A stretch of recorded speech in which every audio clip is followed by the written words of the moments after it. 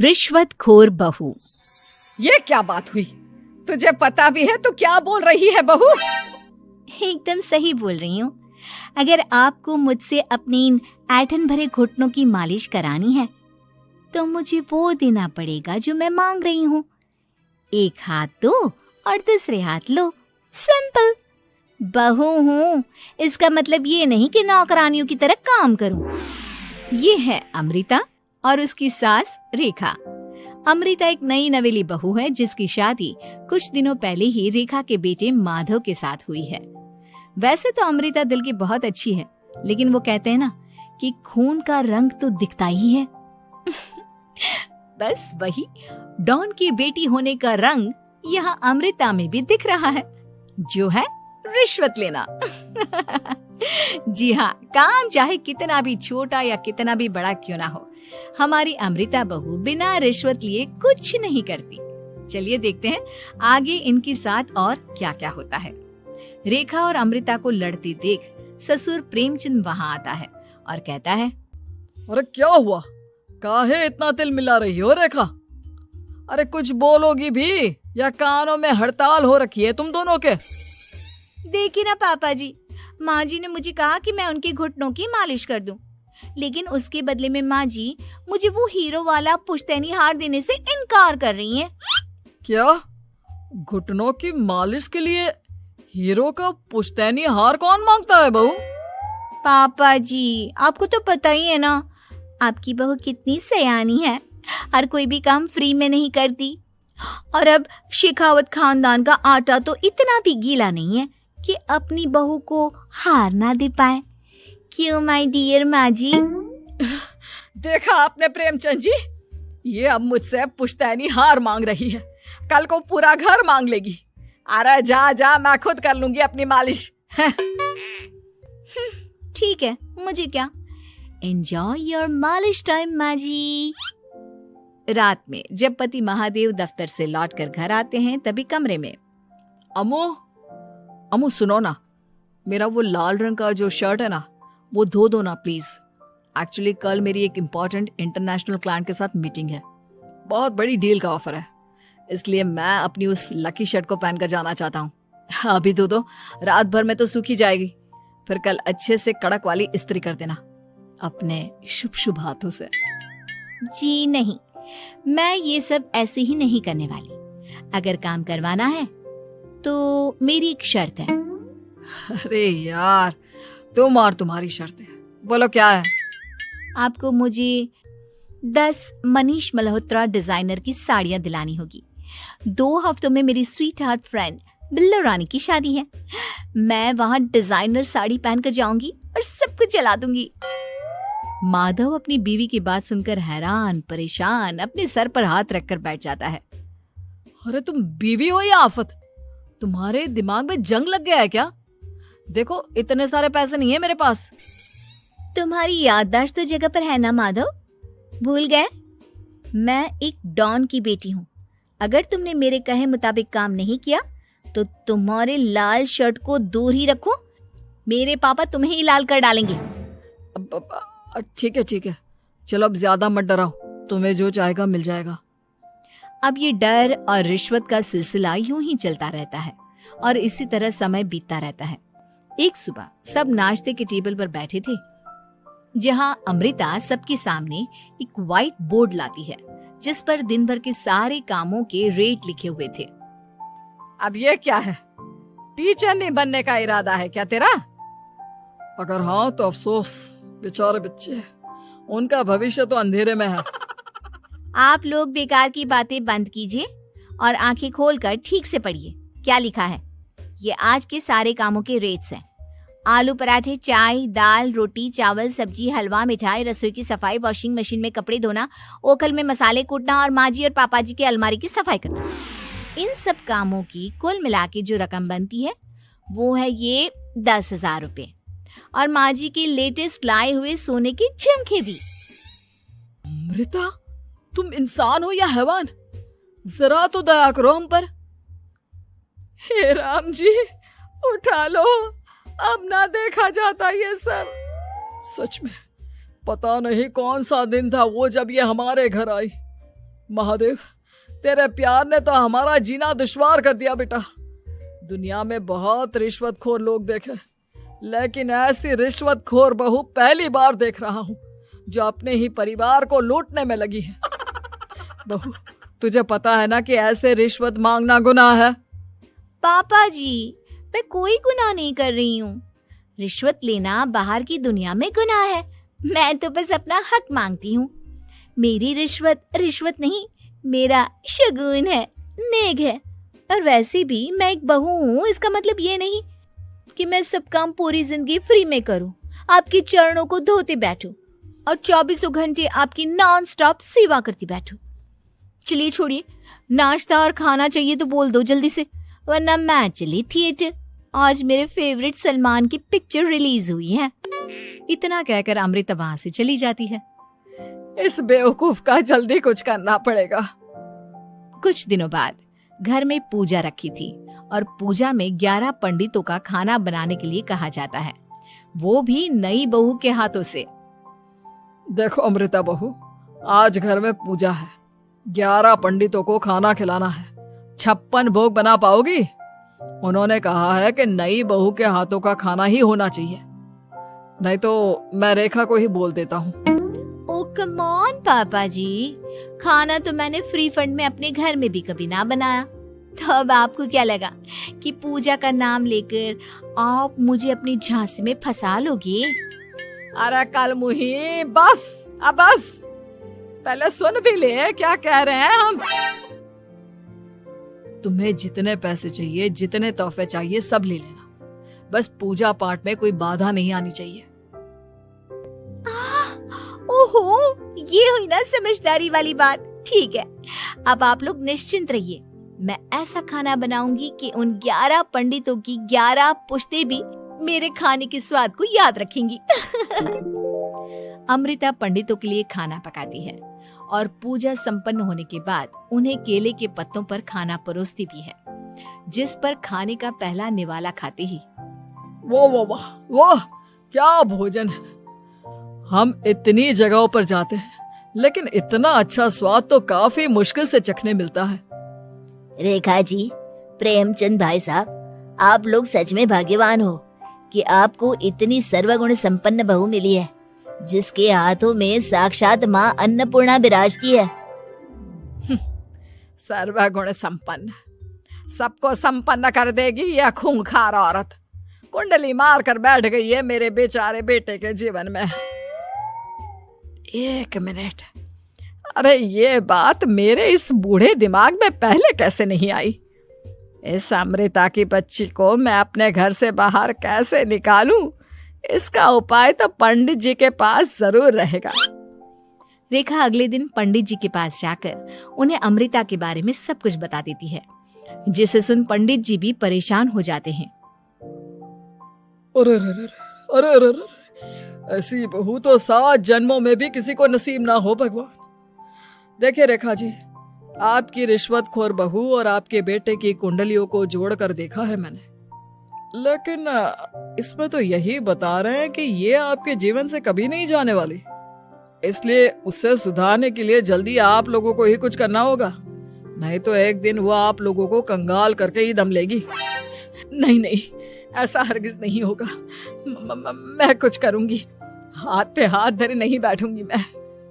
वहीं घर पर अमृता को ये पता चल जाता है कि उसकी सास रेखा पंडित जी के पास उसकी और महादेव की कुंडलियां लेकर गई थी, और इस पर जब रेखा घर लौटती है तब वाह माँ जी वाह, बहुत ही ज्यादा सयानी निकली आप तो। लेकिन मैं आपको एक बात बताना चाहती हूँ कि मेरी और महादेव की कुंडलियां जोड़कर पूजा पाठ और हवन करके भी कुछ नहीं मिलेगा, क्योंकि मैं ऐसी बला हूँ जो आप सबकी जिंदगियों से अब कभी नहीं टलने वाली। फिर चाहे आप कितने भी टोटके हवन या उपाय कर लें। तो खुद को समझती क्या है रे बदतमीज। तुझसे बात करना तो दूर, मुझे तो तेरी शक्ल देखना भी नहीं पसंद। अब सास बहू के बीच एक अनकहा सा युद्ध छिड़ जाता है। दिन बीतने लगते हैं, लेकिन एक दिन अचानक रेखा की तबीयत हद से ज्यादा खराब हो जाती है और उसे सांस लेने में भी काफी दिक्कत और परेशानी महसूस होती है। जब उसे डॉक्टर के पास ले जाया जाता है तब डॉक्टर चेकअप करके कहते हैं, देखिए, मैंने सारे टेस्ट करके देख लिए हैं और रिपोर्ट्स को क्रॉस चेक करके ये पता चला है कि रेखा जी को गंभीर दिल की बीमारी है। उनके फेफड़ों में भी काफी सूजन आ गई है। उनका जल्द से जल्द ऑपरेशन करना होगा, वरना आई एम सॉरी टू से उन्हें बचाना मुश्किल हो जाएगा। ये खबर सुनकर प्रेमचंद और माधव दोनों हक्का बक्का रह जाते हैं। लेकिन डॉक्टर साहब, कितने पैसे लगेंगे ऑपरेशन के लिए? और उसके बाद रेखा पूरी तरह ठीक तो हो जाएगी ना? जी हाँ, इस ऑपरेशन के बाद वो बिल्कुल ठीक हो जाएंगे, लेकिन वो तभी हो सकता है जब ऑपरेशन टाइम से हो पाएगा। और रही बात ऑपरेशन के खर्चे की, तो उसमें तकरीबन 6 से 7 लाख रुपए तक लग सकते हैं। जहां एक तरह सब रेखा की तबीयत और ऑपरेशन को लेकर परेशान होते हैं, वहीं घर पर रेखा को बिस्तर पर देखकर भी अमृता के अंदर जरा भी दया नहीं आती। ओ माँ जी, ये अपना फालतू का मेलोड्रामा बंद कीजिए ना आप। मुझे पता है आपको मुझे रिश्वत नहीं देनी है और घर के सारे काम मुझसे मुफ्त में करवाने हैं, इसीलिए आप ये सब कर रही हो ना। सीरियसली अमृता, ऐसे हालात में तुम ऐसी बातें कैसे कर सकती हो? हम यहाँ परेशान हैं कि ऑपरेशन कैसे कराएंगे, बैंक में इतने पैसे भी नहीं है, और तुम माँ को ताने सुना रही हो। अरे अमृता बहू, मैं भला ढोंग क्यों करूंगी? हम 6 से 7 लाख का बंदोबस्त कैसे करेंगे? करेंगे पापा, कैसे भी करेंगे। अमृता, अगर कभी भी जिंदगी में तुमने मुझसे सच्चा प्यार किया है, एक पल के लिए भी सही, तो तुम्हें आज इस परिवार, इस घर की नींव, मेरी माँ को बचाना होगा। हमने अपना सब कुछ तुम्हें दे दिया है, अब तुम्हारी बारी है अपने किए का हिसाब चुकाने की। मुझे पता है तुम्हारे अंदर भी दिल है। अमृता बिना कुछ कहे वहां से चली जाती है और अपने कमरे में जाकर वो अलमारी में से अपनी माँ की तस्वीर को निकालकर अपने सीने से लगाती है और भावुक हो जाती है। माँ, आपके जाने के बाद पापा ने ही मेरा ख्याल रखा, लेकिन उनकी वजह से ही मुझ में काफी बुरी आदतें भी आ गई। शायद मुझे इतना बुरा आपकी गैर मौजूदगी ने ही बनाया। मैंने कभी आपकी लोरी नहीं सुनी, आपकी गोद में नहीं सोई, आपके हाथों से अपने बालों की चंपी नहीं करवाई, क्योंकि वक्त से पहले ही आप मुझे यहाँ छोड़कर चली गई। लेकिन अब मैंने जितना भी इस घर से लिया है, उतना सूद समेत चुकाने की बारी आ गई है। अब मैं अपने रहते अपने प्यार को भी उसी दर्द से नहीं गुजरने दे सकती जो मैंने आपके नहीं होने से सहा है। अमृता तुरंत ही अपने सारे पैसे और गहने माधव को लौटा देती है और रेखा का ऑपरेशन किया जाता है। रेखा ठीक हो जाती है और जब घर आती है तब अमृता दरवाजे पर आरती की थाली लिए खड़ी होती है। वेलकम होम माँ जी, आई मिस्ड यू। पता है कितने दिनों से किसी के भी साथ लड़ाई नहीं की थी मैंने, और ना ही किसी से रिश्वत मिली मुझे। क्या? हमें तो लगा था कि तेरी अकल ठिकाने आ गई है, लेकिन तू तो अभी भी जैसी की तैसी ही है। माँ जी, पूरी बात तो सुनिए। हाँ, ये सच है कि मैं रिश्वत लिए बिना नहीं रह सकती लेकिन अब ना मेरी रिश्वत बदल गई है। अब मुझे हर काम के बदले झप्पी, अपनापन, प्यार और अपनी इस माँ का दुलार चाहिए। ये सब तो हम तुझे भर भर के दे सकते हैं बेटा। पूरा घर एक साथ अमृता को जोर की झप्पी देता है और सब हंसते मुस्कुराते घर के अंदर चले जाते हैं। आज गिरिराज और दुर्गा के घर में बहुत चहल पहल है। घर को अच्छी तरह से सजाया गया है। किचन में से अच्छे अच्छे खाने की खुशबू आ रही है। ऐसा इसलिए क्योंकि उनकी बेटी आभा और दामाद जी अहान शादी के बाद पहली बार घर पर आ रहे हैं। हिमांशी, बहू जल्दी से सारा काम कर लो, आभा और दामाद जी आने ही वाले हैं। कुशल बेटा, तुम सारा सामान तो ले आए हो ना? और काजू कतली लाए हो या भूल गए? दामाद जी को बहुत पसंद है। हिमांशी और कुशल एक दूसरे से बहुत प्यार करते हैं और अपने माता पिता की सारी बातें मानते हैं। लेकिन जब से कुशल की बहन आभा की शादी हुई है, मानो उसके माता पिता के लिए उनका दामाद ही सब कुछ है। आभा और अहान घर पर आते हैं। सब उनका स्वागत करते हैं। आभा और हिमांशी किचन में खड़ी होकर बातें करती हैं। आभा, कैसे है तुम्हारे ससुराल वाले? तुम्हारा मन तो लग रहा है ना वहां? और अहान जी तुम्हारा ख्याल रखते हैं या नहीं? पता नहीं भाभी, कभी तो लगता है कि ठीक है, कभी तो लगता है कहाँ फंस गई। जैसे भैया आपकी मदद करते हैं, आपका ख्याल रखते हैं, अहान ऐसे बिल्कुल भी नहीं है। अरे इतना मत सोचो तुम। शुरू शुरू में थोड़ी दिक्कत आती है, लेकिन बाद में सब ठीक हो जाएगा। चलो बाहर चलते हैं। हिमांशी और आभा चाय नाश्ता लेकर बाहर आई। सब लोग आपस में बात करने लगे, लेकिन अहान बहुत घमंडी तरीके से बोलता है। आपका घर तो बहुत बड़ा है ससुर जी, आपका और कुशल का बिजनेस भी बहुत अच्छा चल रहा है, तो आप लोगों ने दहेज देने में इतनी कंजूसी क्यों की? अरे दामाद जी, कैसी बात कर रहे हो? आपके परिवार ने जिस जिस चीज की मांग की थी वो सब हमने आपको दिया है। अगर किसी चीज की फिर भी कमी रह गई है तो बता दीजिए। कुछ चीजें बिना मांगे भी तो दी जा सकती है ससुर जी। अहान, अगर तुम्हें कुछ और चाहिए तो बता दो, हम तुम्हारी सारी इच्छा पूरी करेंगे। अहान प्लेट से बिस्किट उठाकर बोलता है। मांगने से दिया तो क्या दिया, वैसे भी आप लोग मेरी डिमांड कभी पूरी नहीं कर पाओगे। आभा और अहान अपने घर चले गए। उनके जाने के बाद कुशल कहता है। मम्मी, हमने आभा की शादी गलत घर में तो नहीं कर दी? अहान और उसके घर वाले तो लालची लग रहे हैं। अरे चुप कर तू, दामाद ऐसे ही होते हैं, तेरी तरह नहीं कि तूने अपने ससुराल वालों से कुछ नहीं लिया और हर समय अपनी पत्नी से चिपका रहता है। ऑफिस से थका हारा आता है और अपनी पत्नी के साथ घर के कामों में मदद करता है। मम्मी, दहेज लेना तो गलत बात है ना, और हमारे पास किस चीज की कमी है? मैं अगर हिमांशी का घर के काम में हाथ बटाता हूँ तो वो भी मेरा ऑफिस का बहुत सारा काम करती है। इसमें बुरा क्या है?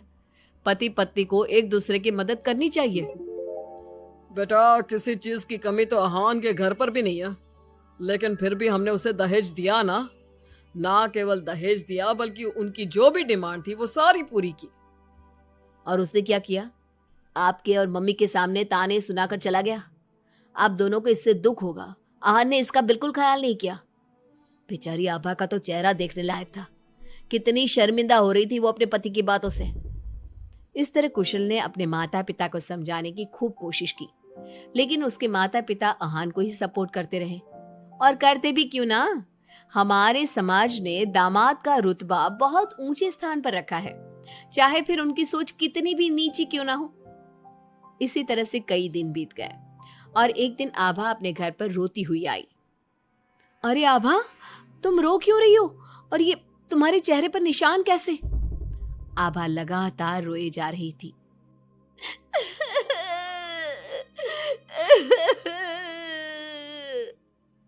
अरे बता मेरी बच्ची, क्या हुआ है तुझे? मत रो इस तरह, मेरा तो दिल बैठा जा रहा है।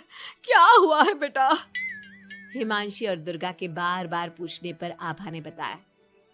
मम्मी, मुझे अहान ने बहुत मारा है। क्या? दामाद जी ने तुझ पर हाथ उठाया? लेकिन क्यों? वो रोज शराब पी कर आते हैं और मुझे मारते हैं, लेकिन आज तो उन्होंने हद ही कर दी। क्या? अहान जी शराब पीते? ये बात तो उनके घर वालों ने बताई नहीं थी। अरे कौन अपने बच्चों की कमियां बताता है? आने दे तेरे पापा को, वही बात करेंगे अहान और उसके घर वालों से। शाम को जब गिरिराज और कुशल घर पर आए तो उन्हें आभा का चेहरा देखकर बहुत गुस्सा आया, लेकिन वो करते भी क्या, आखिर अहान घर का दामाद है। पर आभा के चेहरे पर चोट के निशान देखकर कुशल से चुप नहीं रहा गया। कुशल ने फोन करके अहान से बात की। अहान, तुम्हारी हिम्मत कैसे हुई मेरी बहन पर हाथ उठाने की? तुम्हारी बहन घर में किसी की बात नहीं सुनती, जो उसके मन में आता है वही करती है।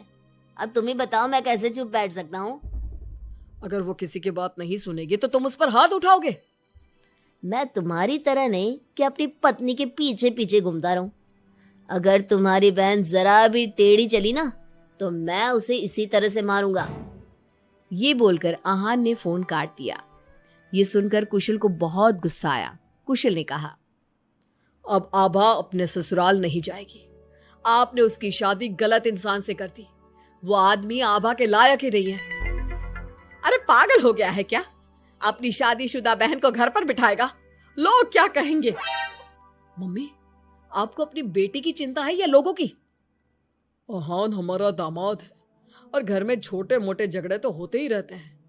हमें इन बातों पर ध्यान नहीं देना चाहिए। हम अहान के माता पिता से बात करेंगे। आभा को अहान बिल्कुल पसंद नहीं था, लेकिन उसके माता पिता समाज के डर से उसे बार बार अहान के घर पर भेज देते थे। इस बार भी आभा को अपने ससुराल जाना पड़ा। एक दिन हिमांशी की तबीयत खराब हो गई तो उसने घर का काम नहीं किया। तबीयत खराब होने का बहाना बनाकर सुबह से लेटी है।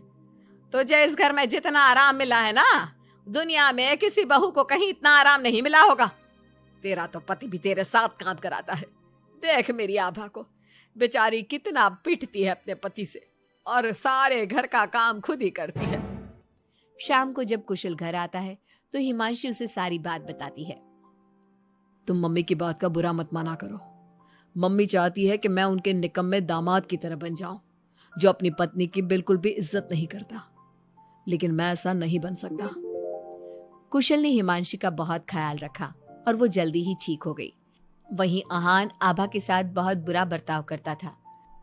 आभा के माता पिता ना तो आभा की बात सुनते और ना ही कुशल की।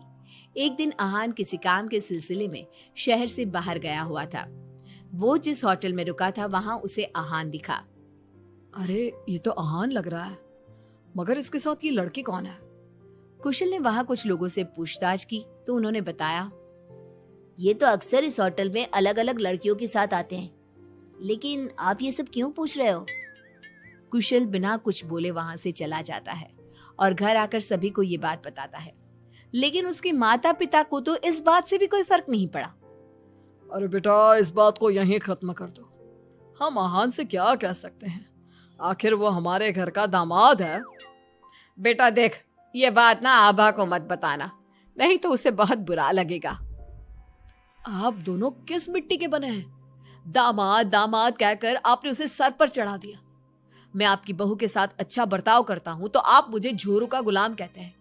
और अहान आपकी बेटी को जानवर की तरह पीटता है, अब तब भी उससे बात करने की हिम्मत नहीं करते।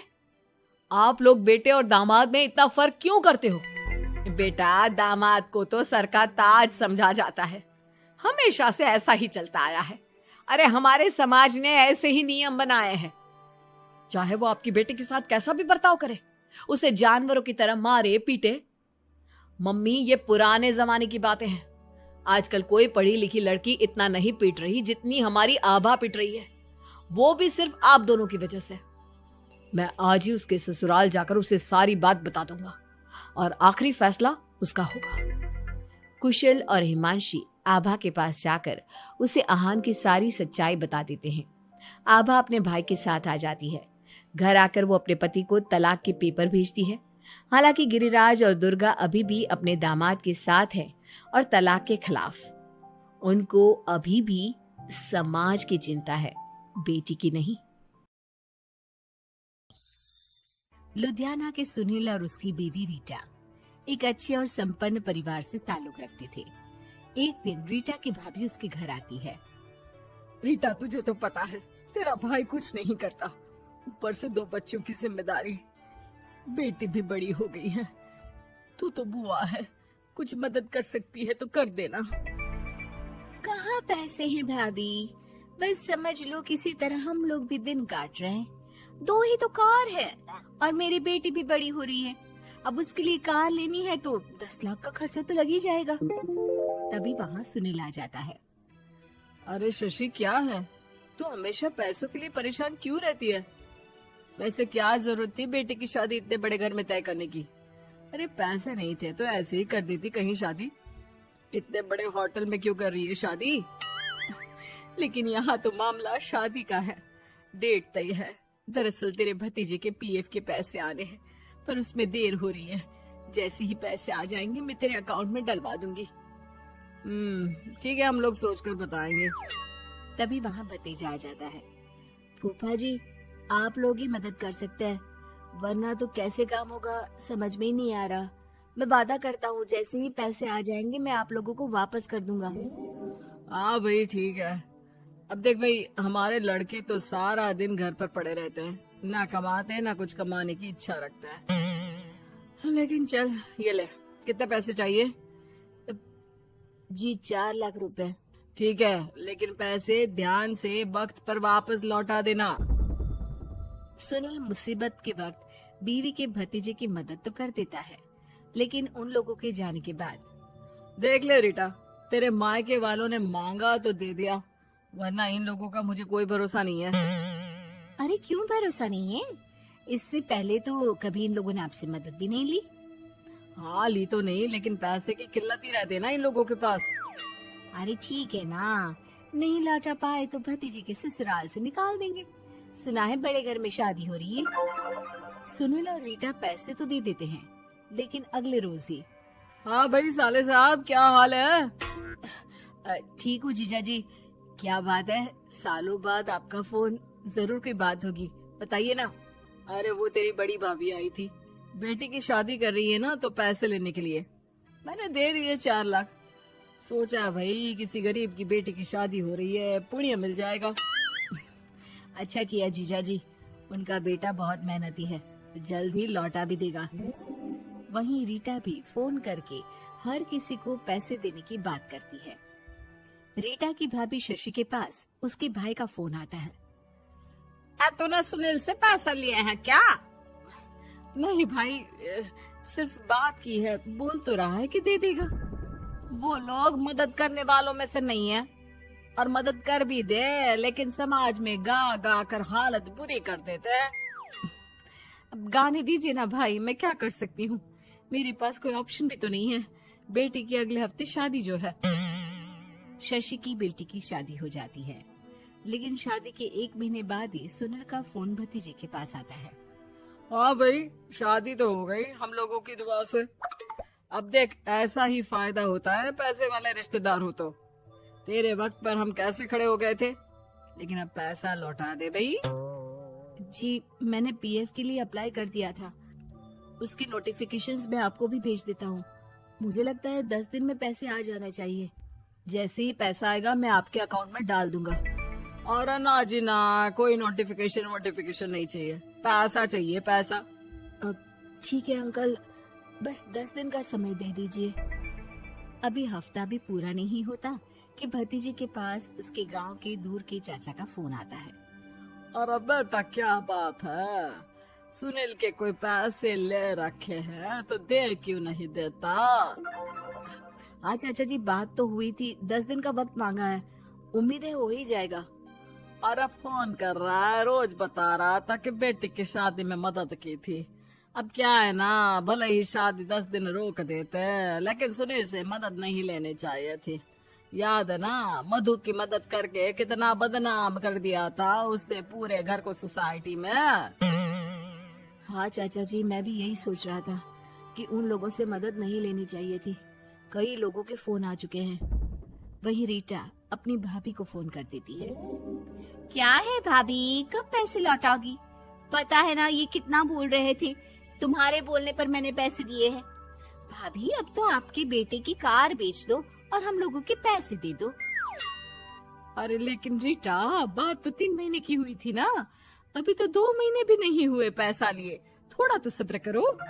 नहीं नहीं भाभी, वैसे मेरा बेटा टिक्कू आ रहा है आप लोगों के घर रहने के लिए, उसको अच्छे से खिलाना पिलाना, समझी? भाभी को समझ में नहीं आता कि वो क्या करे।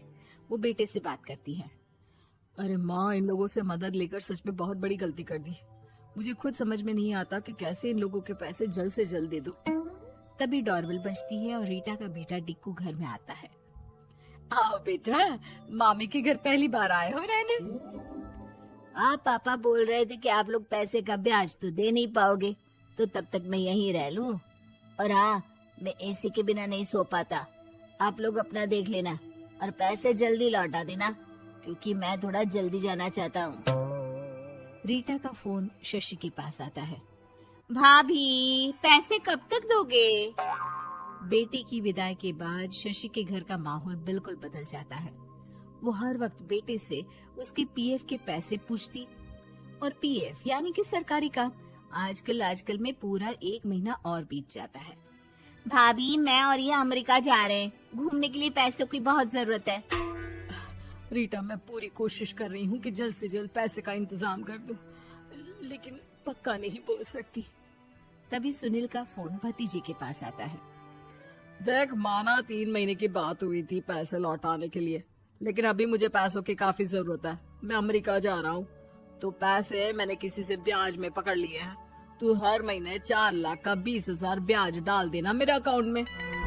सुनील फोन रख देता है, लेकिन भतीजा काफी परेशान हो जाता है। वो ऑफिस से शाम को घर आता है कि माँ पूछती है, क्या हुआ बेटा? बेटा माँ को सारी बात बता देता है। माँ भगवान के सामने हाथ जोड़कर खड़ी हो जाती है और रोने लगती है कि तभी बेटे का मोबाइल पर मैसेज बजता है। माँ पीएफ के पैसे आ गए। और वो ऑनलाइन ही सुनील के पैसे वापस कर देता है। भला हो भगवान का। लेकिन आज एक बात तो समझ में आ गई, मदद हमेशा उन लोगों से लो जो मदद के बदले आपसे मदद में दी गई रकम ही वापस लें, ना कि समाज में आपकी इज्जत।